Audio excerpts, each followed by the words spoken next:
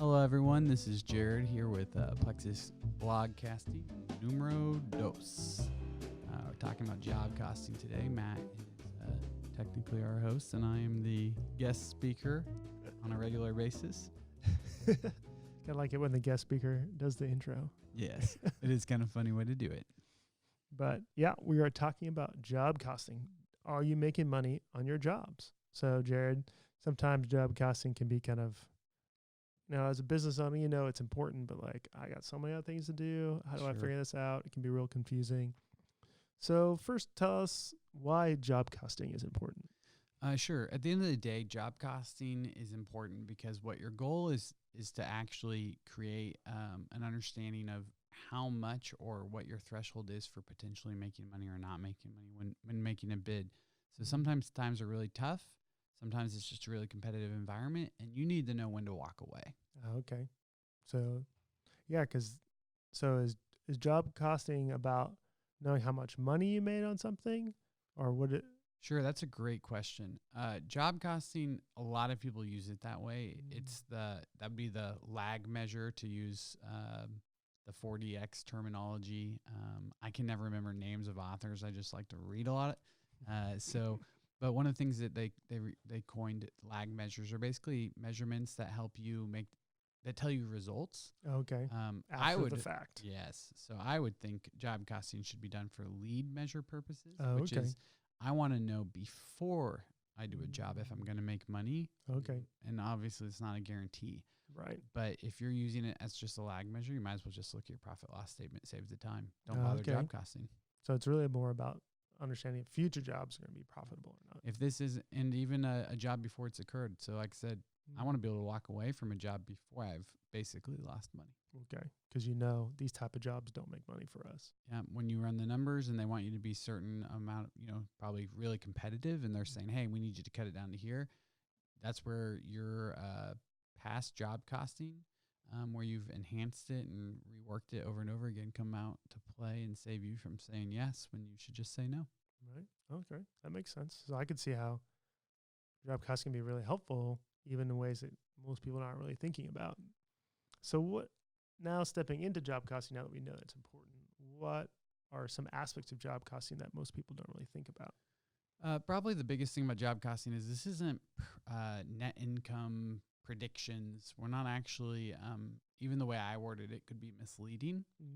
The real goal of job costing is, if you think of ultimately the whole process is, here's my revenue. This is how much money comes in. Right. Here's how much it costs to produce that revenue. A lot of people call that cost of sales or cost of goods sold. So this was the expenses I incurred in order to generate this revenue. All right. So that's job costing. So we're going for that number. We're going for what number do we want to target here? And that number is hopefully enough to cover all of our other expenses. And a lot of those could be fixed and or variable expenses. And so then we come down to the very end. We get like what a lot of people call income or net income. And that's after all of your expenses. So job costing is oftentimes referred to GP, gross profit. So on a profit loss statement, you're going to have revenue, cost of sales, GP, and then how much money you make there is going to be contributing to your fixed and variable overheads. Okay. Wow. So yeah, there's a lot of pieces into there. What in that do you find that most people overlook when they think about job costing? Probably the biggest thing people overlook is most likely the variable aspect of your expenses. So let's say, can you explain the difference between variable and fixed? I will try in as few words as possible instead of boring everybody. So fixed expenses are going to be things like rent. I pay $1,000 a month for rent. It's going to be fixed. Right. Variable costs might be things like consumable materials. How much, let's say in our scenario, we work with a lot of insulation companies. And so if I'm going to sell a square foot of insulation, I have the cost of the sale, the direct labor that went into that, and the actual product itself. Right. However, there's a lot of things consumed that you can't really piece out for your job costing. Right. And so that's what we're trying to cover. And that's a mixture of your fixed expenses like rent and stuff, and then also variable like consumable materials. So printer, ink, paper, glue, staples potentially. Now, some of that you might be able to move to your GP if you really know what you're doing, and some of it you might be able to move to a fix. But I don't need to print paper and ink if I don't ever do business. Right. So that's where you're going to have more of your variables. So it's going to represent a much smaller amount too. So your fix is going to be a majority of your expenses. So our GP, the goal is to cover our variable expense that we expect to incur, right?